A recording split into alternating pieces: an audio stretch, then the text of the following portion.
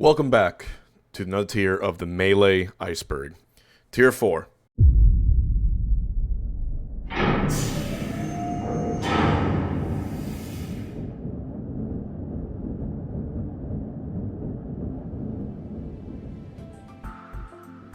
The Isaiah Shy Drop. So it's not quite shield dropping, but the Isaiah Shy Drop basically refers to the fact that when you are jumping on top of a platform and then your character hits the platform, they squat for a bit. But if you walk forward a little bit as you're falling, you can then drop through. This allows you to do Isaiah drops through platforms. It allows you to do something like a Falco using a platform to jump down through it and laser, jump down through it, laser. So it's a way for the platform to not interrupt you as much as you're coming down through it, and then of course being able to restore your jump every time you do touch it. So that's basically the Isaiah Shy Drop, and I assume it's called that. I believe Isaiah invented it, and yeah, Isaiah of course is a huge pro player way back in the day, one of the earliest gods of the game, I guess. That was a big stomp for Johnny though. It was, yeah. It Oh, was, knee! It freed him up. Oh my god! Yo, and Johnny way behind percentage, but oh my god. Dude, that might be. Oh, and he stopped. What happened? That? What happened? What happened? What happened? What was that? What was that stomp? Somebody explain that to me. Okay, we're going to get the full slow motion. Okay, we're going to get the whole build up. Okay, he stomped him, and then he went nowhere. Why did he not go anywhere? He went nowhere. What is this? What? I've never seen that, but where's Invisible ceiling glitch. Invisible ceiling glitch happens with Luigi a lot. It might happen with other characters too, but notably Big Set is a bait versus S2J at Big House 5. So invisible ceiling glitch basically refers to the fact that if you leave the ground before you're done sliding after hitting someone's shield, like with a smash attack, and then you leave the ground either by jumping or someone hitting you, you'll be subjected to this glitch where you can't go above a certain point on the level until you touch the ground again. And that's why it's called like the invisible ceiling glitch. Boomerang super jump. So there's a glitch where young Link is grappling onto the ledge, and if you snap up to the ledge with your grapple, the moment your boomerang returns to you, young Link will jump up way high in the air, and super high, to the point where you can just rain down bombs of fury as high as you want without dying. It only works in version 1.0, so it wouldn't work in a typical tournament setting, but there's a hilarious video with Axe and Mewtwo King where he does it, and it's so funny. Yeah. Yum.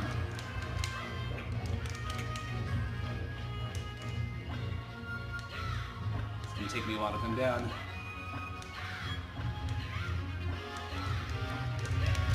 Yo! Yo! No! No! Yo! Yo! That was good, right? That was good, right? The Voodoo Dash refers to if you're Luigi and you wave land off a platform with a fireball, you will go zooming off the platform. So it's like your wave dash momentum is retaining speed. Doing a fireball, if you just wave land on a platform and just don't do anything, Luigi will just slide really quick and then hit the edge of the platform and just stay there. Like the wave land will end. But if you fireball while you're sliding, it makes that that edge of the platform like not exist. So he just go sliding off to the side of the stage, and it works. It's actually a pretty useful thing in tournaments to get around in the air a lot better. The Game & Watch Judge reset. Apparently, people did discover that there is some form of RNG manipulation to change the outcome of the Game & Watch hammer, his side B. Long story short, there's a bunch of RNG seeds that can be manipulated that start apparently at the character select screen. So theoretically, if someone wants to master or figure out like how to perfect these RNG seeds, they could force a 9 every single time. But there's very little information apart from a Reddit post about it. But it's still an interesting thing about, because there's players like Armada who seemingly seem to pull out more stage-face turnips than anyone else, and trying to control the RNG manipulation in this game has been a pretty big topic for a long time. Luigi Cyclone charging. There's a first to the fact that, and this is necessary for Luigi to recover properly, if you use Luigi's down B, his Cyclone, on the ground, as long as you do that, you charge a Cyclone, which allows you to then use the Cyclone in the air to raise height. So in other words, if you don't charge the Cyclone, he will not raise height at all. But you'll see a lot of Luigi players mash down B really fast to gain height while they're recovering. And you can only do that after you charge the Cyclone first on the ground. Phantom hits. Now, a phantom hit, you might have seen this a few times. Someone will go for like an aerial or a smash attack or something, and they'll connect on their opponent, but their opponent won't go anywhere. They'll take damage, but they won't go anywhere. And it has to do with the fact of the tangent lines on the hitboxes. So I think if your hitbox of your move, or like your aerial, hits the hurt box of your opponent on the tangent line right where the two circles meet, it'll cause a phantom. It's like the game's way of compensating for you barely missing, but also barely not missing. And one of the funniest things, and I believe phantoms can technically happen to, I think, every move in the game. I'll have to double check. But one of the funniest moves that causes phantoms, which changes the course of an entire tournament, is Fox's Shine, but also Jigglypuff's Rest. And a phantom rest is where Puff will connect a rest, but because it's the phantom, it means they barely missed, and you'll get the damage, but then go to sleep, and then you lose the game. And it's happened to me before, and I've lost tournament games, and I think sets because of it. And yeah, phantoms are cruel. I'll say that. The GoldenEye 007 sensor bombs. So the sensor bomb in Melee is identical to the one in GoldenEye 007, and these sensor bombs sort of imply or back up the potential existence of James Bond as a character in Melee, which I'm sure at this point you've heard of by now that he was considered to be a character in the game. So even though he wasn't, the sensor bombs from GoldenEye 007 are in the game. You know, or at least they're based off it. The sensor bombs are straight from GoldenEye 64, but the trophy data says its source game is top secret. So obviously licensing is hard, but that's what it meant. They couldn't mention GoldenEye, and now it's top secret, but we know where it's from. The lemon drop refers to the fact that when you're Fox and you are sort of trying to edgeguard Marth, there is a way to grab the ledge even though Marth hits you with the up B if you're at a low percent. And essentially it's I think it has to do with crouch canceling and doing almost like a PC Chris drop. But it's a really sneaky way to edgeguard Marth. But of course, the Marth has to be at a certain point, and you have to have the right reaction time and input to hit it. But it's one of the coolest ways to edgeguard Marth. It's really neat. The Rainbow Cruise Village. There's a little village in the background of Rainbow Cruise. The background of that stage is actually really cool. A lot of things going on. But if you zoom into it and see, you'll notice that there's like a little village there. Might be based on one of the Mario games, but yeah. The AMSA-Tech, basically the AMSA-Tech refers to the fact that, yeah, it was made by AMSA, who's the European player. He's a Dutch player, one of the best players from Europe, and essentially, you know, when you get down smashed, you can sort of input a tech super early, as long as you're holding in and your C-stick is being held downwards, and this allows you to not go anywhere upon being hit. And I've seen players do this at ridiculously high percents. If you get ups, you can't AMS-Tech and up smash theoretically, but a lot of guys can do it. So it has to do with your SDI upon being hit, and in some cases really heavy characters can tech a lot of hits pretty early. It's one of the coolest techs in the game. Reflecting Thunder. Reflected projectiles actually travel the same trajectory in reverse. So no matter what distance, what direction they're coming from, they'll just go back the same direction they came from if reflected. And this also includes Pikachu's Thunder. So if Pikachu or Pichu down Bs you with Thunder, the Thunder will actually be reflected straight vertically back upwards, which looks pretty hilarious, but actually could be used as a pretty crazy gimp. Or vice versa. Troubled development cycle. This refers to the fact that Melee was developed in only 13 months. And so because of that, the rumor was that they were overworking themselves day and night to make the game happen. And so a lot of the times, this whole idea of Sakurai being one of the hardest workers as a developer came from that. Of course, we've heard similar stories of him working on the other Smash games with similar, you know, unforgiving work ethic. And so for 13 months, they made it pretty damn good. And they only patched it a couple times if you consider the 1.02, 1.01 releases and PAL. So yeah, pretty interesting. 20XX Hack Pack. It's a popular mod that you could use to enhance your technical skills. It includes useful tools to help you analyze your playstyle. So it's a mod for the game that gives you all these sort of mini games and gives you all this sort of debug data to show you exactly what you are or aren't hitting. And it's a great way for players to practice their really advanced techniques. That's what it refers to. There's a lot of other hack packs and all the other mod packs, like Uncle Punch, that allow you to do the same thing. And as a top player, I'd highly recommend it. It's really, really good. They have tons of little things and tons of character-specific, replay tools. Like, I'm a Puff player, so there's a whole section, there's a whole part of it where you can sort of practice your SDI on Fox up throw up air, amongst tons of different things. It's really neat. The Hyrule Fight Club meme, it's also it's known as the bunny hole in certain circles. It's the basement of Hyrule that we don't talk about. It refers to this meme right here. But yeah, Weenie Jr. If you ever grew up playing Melee with your friends, the Fight Club in the bottom pit is so much fun because it's very, very hard to actually kill your opponent because there's so many ceilings and walls blocking it from happening. I call it the pit, but it's just great. It's this is the essence of free-for-all Smash Bros. Right down there. And if you grew up with your friends playing it, you know exactly what I'm talking about. The Hungrybox crab.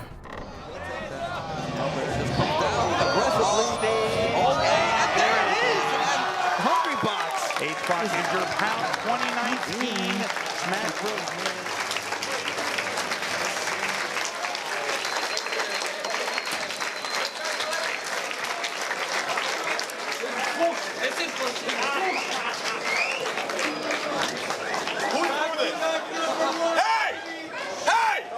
Who the fuck threw this? Who threw this at me? Fuck off, dude. Fuck you. Why would you throw something? Right in my fucking face. You know how hard I work on here?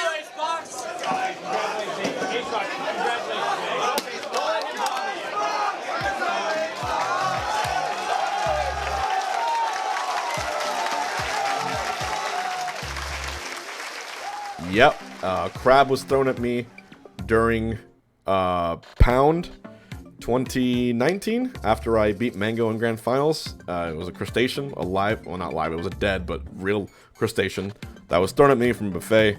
I picked it up, threw it on the ground, got into an altercation with an audience member, and became this sort of emblematic meme in the entire community.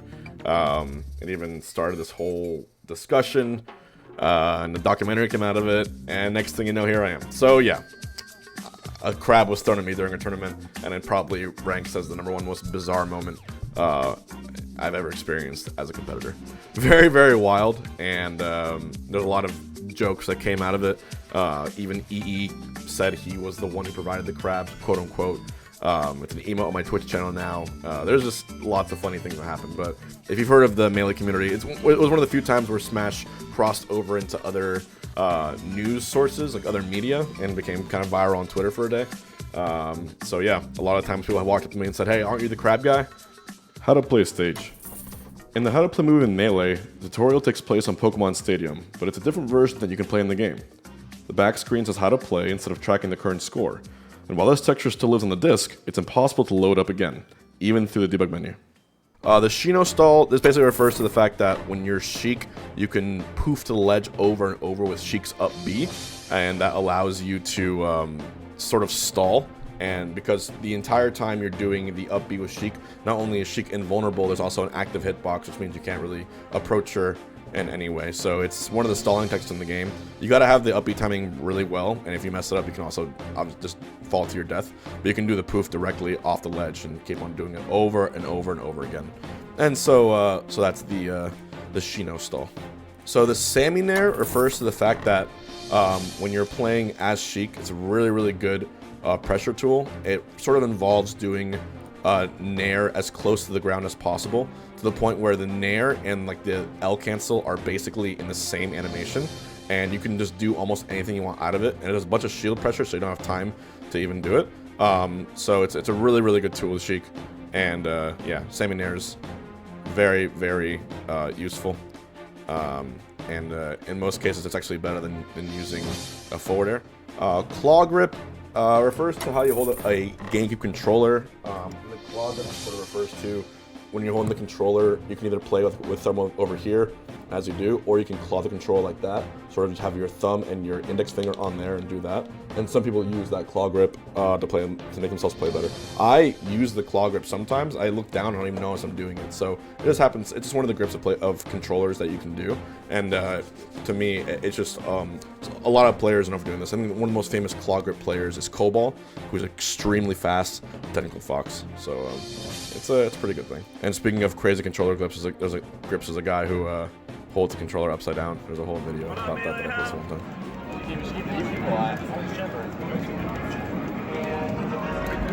What the fuck? 1999 Smash Bros 2 poll. Back when Smash 4 came out, Sakurai did a column for a magazine, and answers were collected from the response column.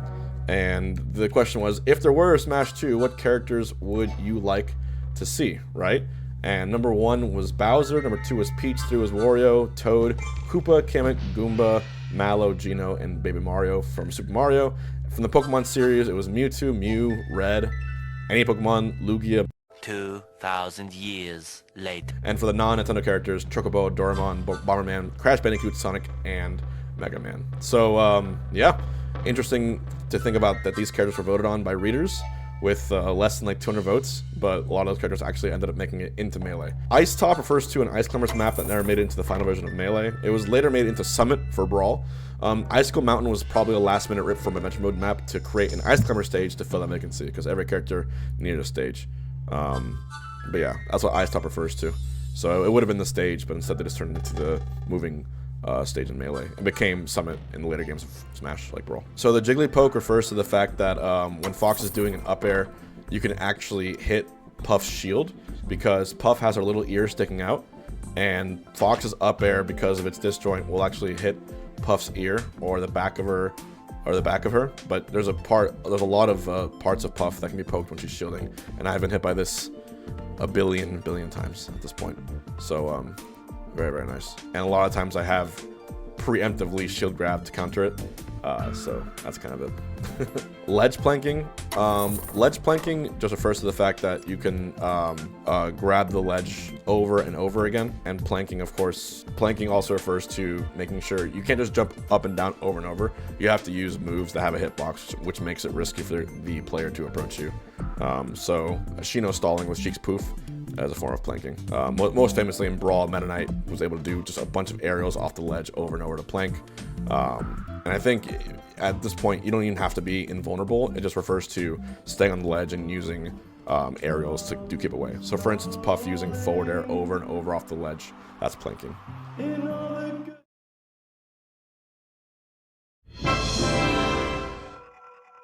Toad in Melee. Toad, of course, he was a character that was expected to be in the game, and there's even an image here, sort of like Toad's awesome speed is now yours to command.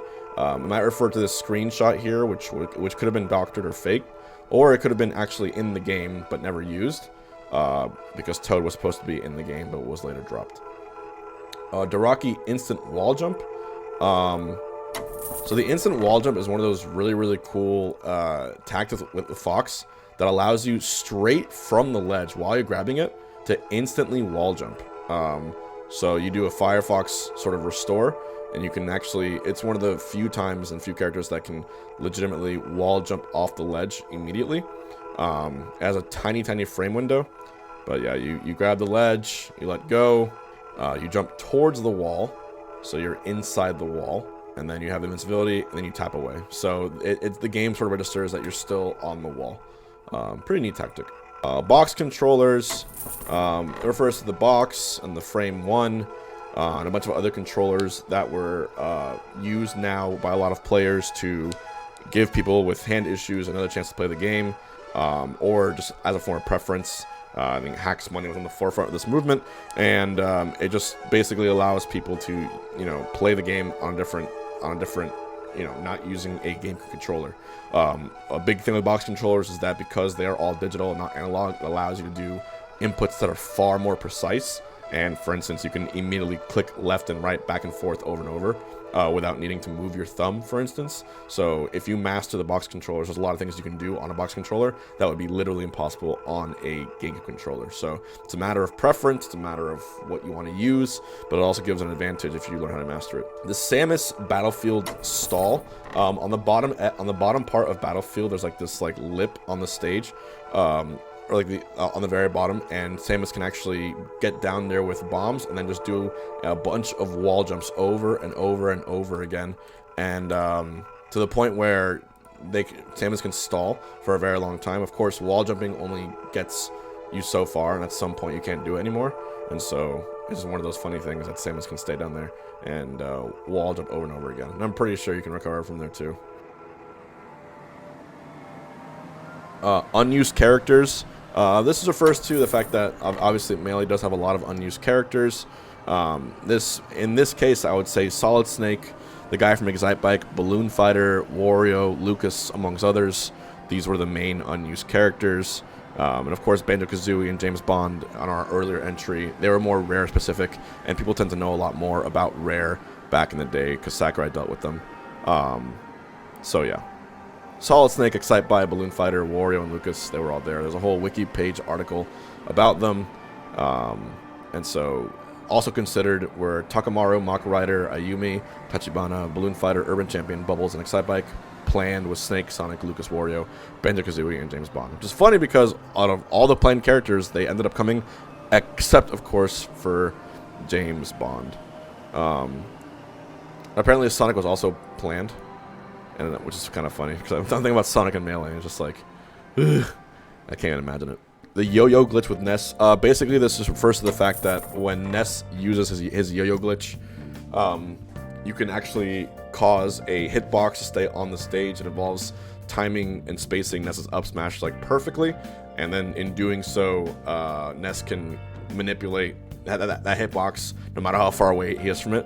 Just acts like a ghost hitbox right there. So there's a lot of cool videos of this being used online. And if you're a NES player, the character's so bad, you might as well learn how to use that glitch anyway. Mewtwo's side B on Battlefield. That is referred to the fact that Mewtwo's side B, when he lifts people up, can actually drag people through the battlefield on the stage. Because Battlefield's ledge is just a flat little plank, it's thin enough that Mewtwo can actually pull people through it. And in this case, certain characters get gimped because it leaves them at such a bad angle. It's like a true gimp and they can't recover. Yoshi's running grab just refers to the fact that for whatever reason, it's like the game wasn't fully programmed and Yoshi's running grab doesn't have like a properly functional hitbox, and so yeah, a lot of the times it's actually useless. The shrinking glitch, if you have Yoshi and Kirby, you can have Kirby take Yoshi's power and then Kirby eat Yoshi, and every time Yoshi mashes out of the egg, Yoshi gets smaller. And so you can do this over and over and over again, and it actually allows Yoshi to at some point be like the size of a pixel, which is really, really funny. And there's also a Kirby pancake glitch, which is from a different story. But yeah, you can make Kirby more and more flat to the point where he's at the size of the entire stage. The lore continues to go deeper, and while there's a bit more here in part 2, you do not want to miss out on part 3. So make sure you like and subscribe and turn on the bell to get notified for when part 3 goes live tomorrow. Also, I have a challenge for you guys. If every part of the Iceberg gets 10,000 likes, I'll be giving away a Switch OLED to one lucky subscriber on the channel. Good luck, guys. And of course, let's get on with it.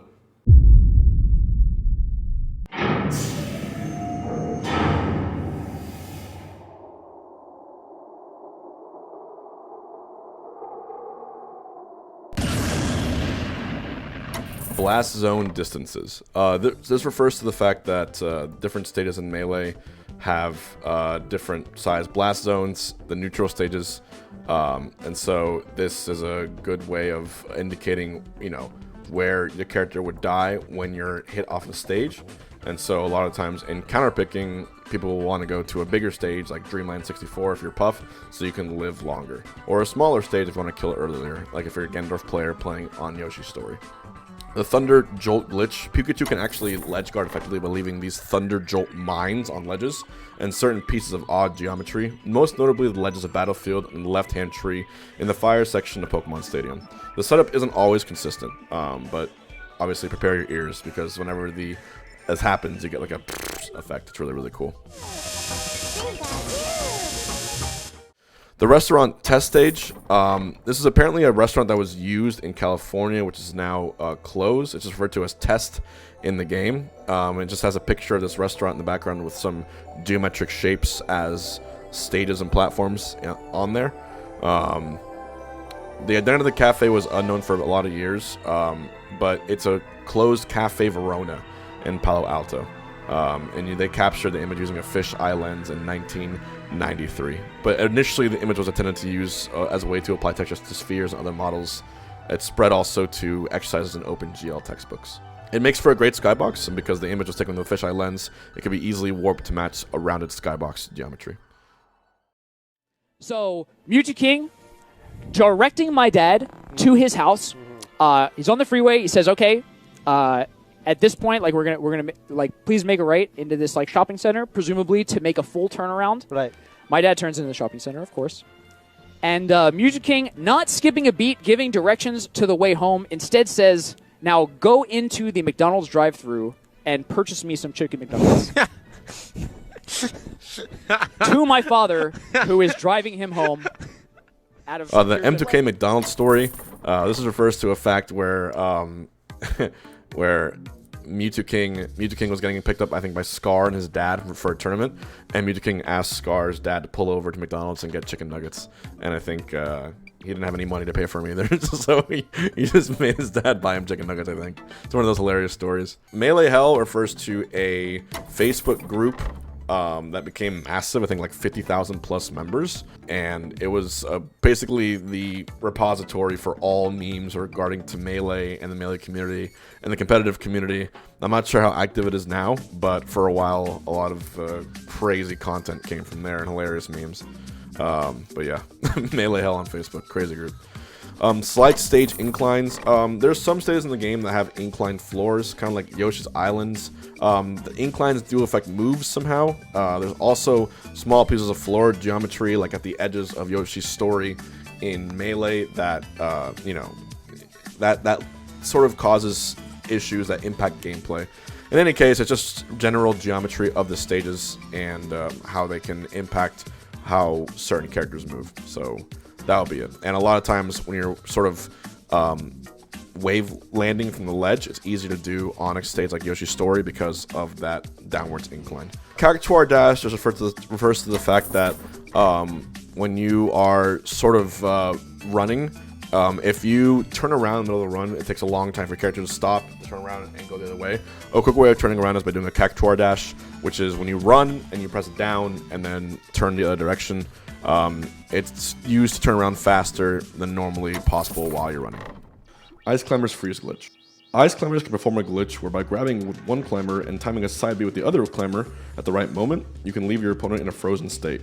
No amount of normal damage will knock them out of it, but throwing the frozen player can break it. Fortunately, this is banned in tournaments. Smash 2, this one, in quotation marks, refers to the popular Melee mod, not the Mute City banner text. And it was basically it was a mod of Brawl that was forgotten. Oddly enough, it used like the Melee skins and it used a lot of things there. And I think it eventually sort of either influenced part of PM's rollout. But yeah, it was just a popular Brawl mod, and it had Melee stages on it and Melee skins, and they also added characters from Melee into it, like Young Link. And if you look at the character select screen, like everyone from Melee is there. So yeah, popular Brawl mod rather. The All-Star character intros refer to icons in the game files that were meant to introduce characters in All-Star mode. You can access them with the debug menu, and so basically there are a bunch of just unused intros for it. So you can go through it and just see everyone's like little intro screen. So yeah, so many things in the game that were unused. It's kind of wild. Game & Watch shield. Game & Watch is notorious having the worst shield in Smash Bros. Like, him shielding does literally nothing to protect him because it literally leaves his head and his hands and his feet wide open. I'm convinced at this point that Game & Watch was basically an unfinished character because of the fact that you can't L-cancel half his moves and half his aerials, and his shield doesn't do anything. To literally use Game & Watch, you have to soft shield everything, which comes at its own fault. So, by and far the worst shield in the game. I mean, this picture alone, yeah, that's all I need to know. Good lord. Onet Rice Ball. So if you're playing on Onet, and you sort of look underneath the stage, underneath this pot of flowers, for some strange reason, there's a rice ball. It's an Easter egg, I guess, or some. It looks like one of the food items that you pick up in the game, but it is there, and you can access it by zooming in underneath the flower pot. So that is the rice ball in Onet. Pokemon Stadium rock oddities. This refers to the fact that the rock phase of Pokemon Stadium has a really odd geometry with a lot of unique properties, and of course, no matter what character you main, you can make use of it in a lot of ways. You can do a lot of combos off the wall, and there's a whole video called the Top 10 Pokemon Stadium Shenanigans that goes over this. But these rock oddities, along with all the other strange oddities of all the other transformations on Pokemon Stadium, is what eventually made the competitive community decide to use Frozen Stadium and not the current stadium.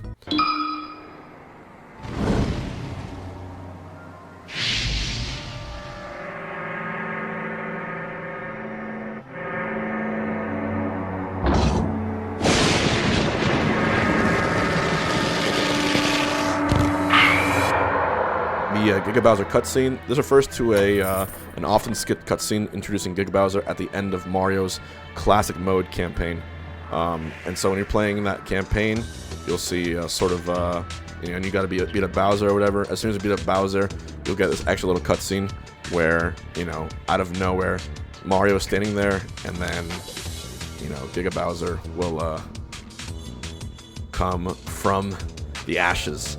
And Bowser's trophy gets like this big burst of electricity, lightning hits him, and then you get this monstrous Giga Bowser. Look at that face. A face only a mother could love. And then, of course, you fight Giga Bowser. So, really, really cool. Prince Abu's job as the Puff Fluffer. So, Prince Abu is, he was one of the top-ranked Puff players in the scene for a long time. Notably, I think got top 10 at an EVO one year by beating Plup. The Puff Fluffer referred to the fact that while I was kind of winning a lot of tournaments in rank 1 and rank 2, a lot of people didn't have enough Puff experience to beat me, so they would often use Prince Abu as a Puff Fluffer. So they would play against him to warm up against me in order to beat me. It got really bad to the point where top players actively started flying him out tournaments and paying for his travel just so he can come to be there in order to beat me. So kind of one of those funny historical things. And Prince Abu, the irony is that he used to ask me for advice with Puff all the time, and it became this whole thing. But he's not as active now. Yeah, if Prince Abu was at a tournament, it was definitely going to be harder for me to win. Shield Break, the target stage. It was cut very early from development, but it does exist, and I'm sure you can access it with debug mode. It's barely even a stage, it's just a big green long platform. But it was there, and you can play on it with debug mode. Yep, pretty interesting. Factoid, of course, cut on very early in development, but it does exist. Tapion Stomp. Tapion Stomp refers to the fact that you can down air into Falcon Punch with Captain Falcon. It's actually a true combo. So if you get downed by Falcon and you go straight up, it actually will connect into Falcon Punch. It's one of the few ways that Falcon Punch actually is a true combo. Belay Stall. Again, there's another way to stall on the ledge, this time with Ice Climbers. You can grab Nana over and over again, and actually, every time you do it, Nana has an active hitbox, so you can't actually touch Nana there because you're just going to get hit by it. So you have to respect the ledge if Nana's there, because Nana's invincible, and she has an active hitbox. The trophy music was the main menu music. It refers to the fact that the trophy music in the trophy part of the screen was supposed to be the main menu music. That's all it really refers to. You can kind of picture it working out, because the current main menu theme wasn't like a certified banger by any means, but the trophy one people like a lot, so I could see it happening. Hellhawk.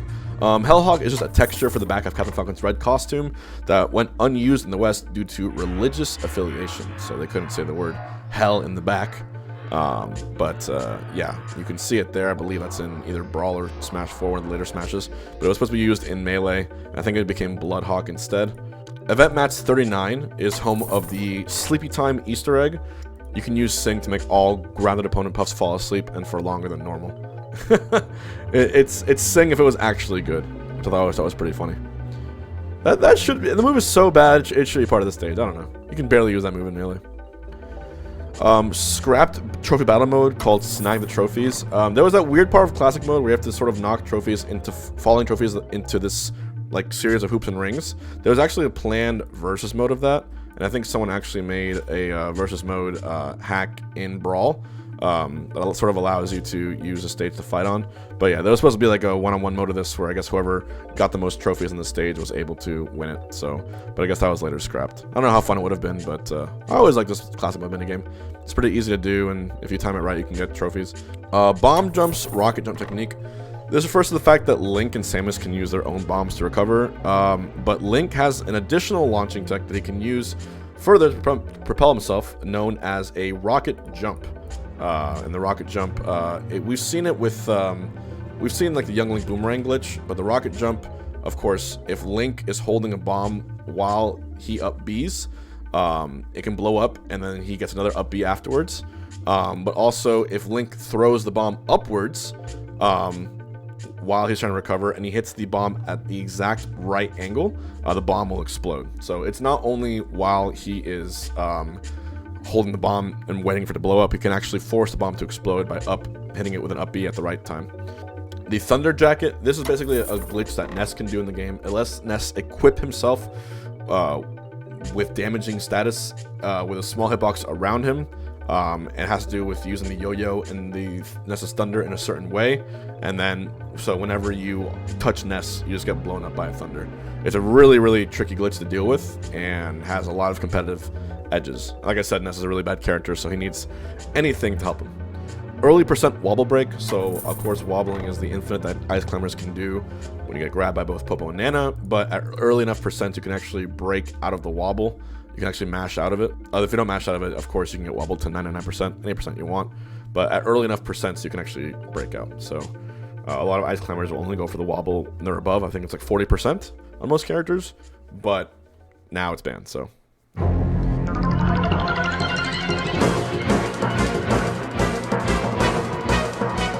Getting battlefielded. So this is the first of the bizarre ledges on either side of battlefield. It causes some recoveries to be negated. The ledge ship can look like it's rectangular, but the collision geometry comes to a point which can result in some serious jank. So a lot of times, yeah, battlefield is like has basically the least reliable ledge in the game of any of the neutrals. And yeah, because of the strange angles in which the stage is made, you just don't want to trust it. I've seen so many Foxes and Falcos and Falcons, a lot of fast fallers just constantly die to these ledges. Just be extra careful with them. Double DDD in Dreamland.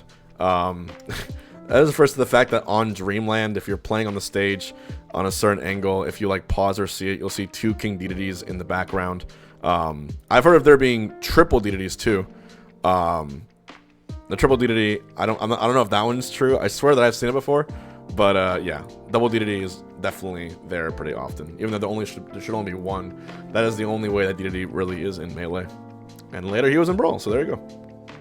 The Luigi Ladder. Luigi Ladder is an infinitely upward moving technique that requires 2 Luigis using sour spotted up specials to gradually climb upwards. It's deemed a stalling technique and it's banned from competition, but essentially you can do this right now with a friend. Just both you guys play Luigi. If you just basically do a strong up B, you'll get hit. But if you do a weak up B by sort of staying a decent distance away from each other, then you know you can basically just go upwards and up B infinitely to the very top. And in some cases, when you do it on Corneria, Luigi will actually they'll go up. The bubble will be so high in the air that it'll actually cause, I think, an overflow error, and the bubbles will appear at the bottom of the stage. And this is a real thing. So to go on Corneria, just do the Luigi Ladder glitch, mash up B over and over, and it should happen. The 2016 Ohio Pichu scandal. This was such a weird one. It's called Pichu Gate in some cases. This referred to Chaos, who was a Pichu player, playing against Dempt, who was a Fox and Sheik player. And basically, in Ohio, a Pichu player used an altered copy of Melee on a Wii, using his own SD card at a tournament to buff Pichu. And this is actually a concern of mine for a while, because when we were using Wiis as Melee setups, there was no telling how anyone could hack or mob the game. But it actually did happen in 2016, I believe. Chaos was later banned from tournaments.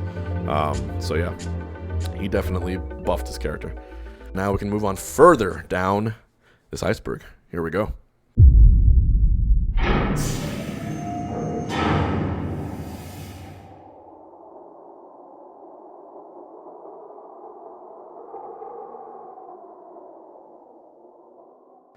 Michael versus Bananas, the only reason I play Melee. This match made people question the very nature of the game. What happens when an immovable object meets an unstoppable force or another immovable object? Of course, it was Michael playing Jigglypuff and Bananas playing Ice Climbers, and it was a set where I think every game went to time, and it was one of the longest sets in recorded history, and it was just, it became a very controversial set, and sort of another reason that wobbling was banned at the end of the day. But definitely watch it, it's hilarious. Laudinus land refers to you being able to land on a platform a little more quickly by inputting an up air or a forward air, I believe, on a platform, and it lets Sheik go into action more quickly after jumping onto a platform. It's similar to no impact landing, but you can use an aerial instead to start it. So it's just one of the cool moves or techs that Sheik can use to navigate platforms a little easier. Are you talking to me? Because I'm the Green Falcon. Green Captain Falcon is objectively better. For some strange reason, Green Falcon has better attack range collisions without accumulating a longer hurt box, making him objectively better to a barely noticeable degree. And I believe this also happens with Blue Zelda. But yeah, Green Captain Falcon by definition is strictly better than the other Falcons, even if it's by like a pixel, I believe. So kind of one of those funny things in Melee, one of the little tweaks. Easy Money were referred to a Ganondorf Ditto and Bizarro. It was an exhibition match, and Bizarro Flame boasting before playing his match with an IRL up tilt, experiencing a whole new dimension of superiority. So it kind of reminded everyone of WWE, and he shouted out Easy Money really, really loud. And did you think? Easy money! Beta Green Greens. There's basically, in the debug menu, there's like old version of Green Greens that was there that looked pretty different. You can tell it ended up using sort of like rocks instead of the friendly pineapple-looking platforms from the Kirby universe. But yeah, the beta version looked pretty different, and even Wispy Woods looked very, very different as well. So Soulbreaker. Soulbreaker is a very, very funny glitch in Melee. It involves using Mewtwo with Koopa Shells. So if you deflect a Koopa Shell enough times using Mewtwo's side special, upon the 6th or greater reflect, if Mewtwo hits an opponent with that side special, they'll become attached to Mewtwo in an immobile state. So they become like glued onto him. And a lot of funny times in tournament rule sets, people will say Soulbreaker is banned from tournament, even though there's no items allowed. Became one of those memes. But yeah, it's one of those cool glitches, and if you want to see Mewtwo use super glue in real life, that is a great way to do it. 0 second melee. There's a method to start a glitch match in Melee that lasts 0 seconds. It's great for playing a bunch of matches to unlock trophies or characters. You can enter Melee mode, select stock mode, and set the number of stocks to whatever you choose. Use one character. You can hover your cursor over the name field, press A and B simultaneously, release A, hold on to B, score a name entry, press A at the right time holding B. If you time it right, you go to the stage select screen. You click the stage. If the game doesn't freeze, the game should end as soon as the announcer says go. And this is very, very similar to doing the Giga Bowser glitch. All trophy speedrun. The world record is roughly 24 hours, but there is a speedrun of Melee that does exist to get all the trophies in the game. The average used to be around 61 hours before a reroute was discovered, and all trophies is the way of beating Melee 100%. It took me years as a kid to do it, but when you get every trophy in the game, that's when you've completed all the accomplishments. So I feel sorry for anyone speedrunning that. That sounds like hell. Active missile limit. Samus can actually only have 2 active missiles at a time that are launched out. Any additional missiles will actually make previous ones explode early, which I'm sure a lot of people didn't know about. Swordsman, Princess Spike. You can use the invisible ceiling glitch to strike with a very bizarre downward knockback angle.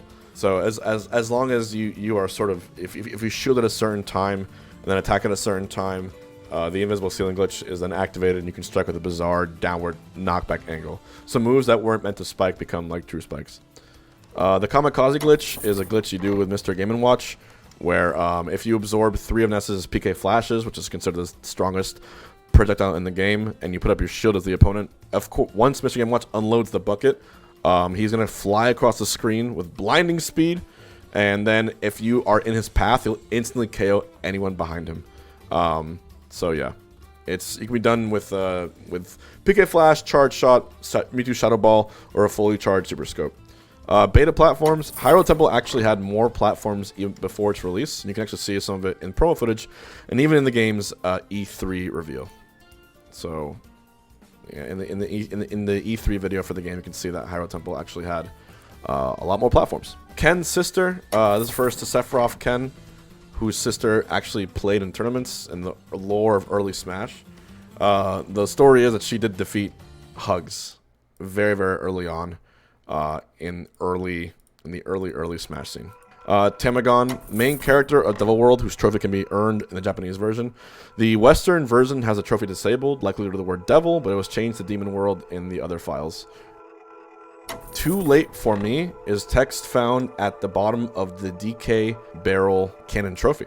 Maybe if you jump into it and die, it's too late for you.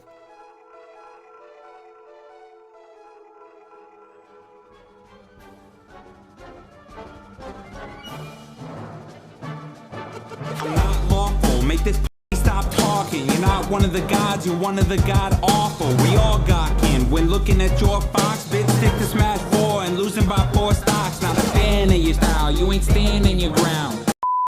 Respect Your Elders left in diss track. This is just a funny one. It refers to the now iconic rap song made by Chillin' Dude, leading up to their infamous $1,000 money match, I believe, at Apex 2015, where Chillin' got 5-0'd.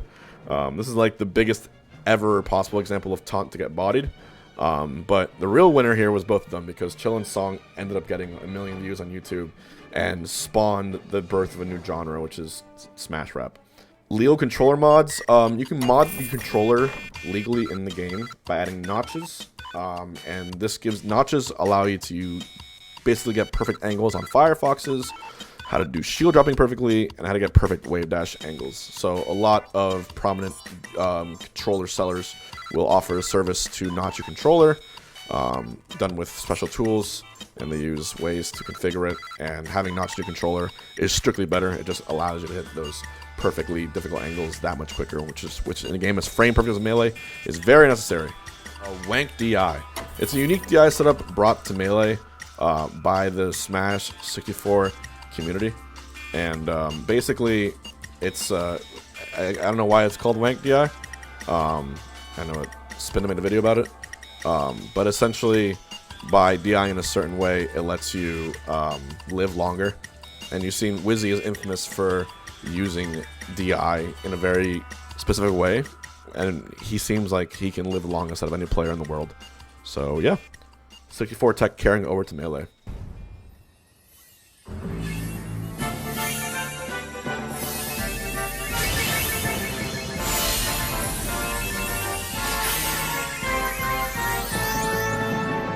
Rocket KO is bonus that you get when you KO an entire enemy team with a Warp Star.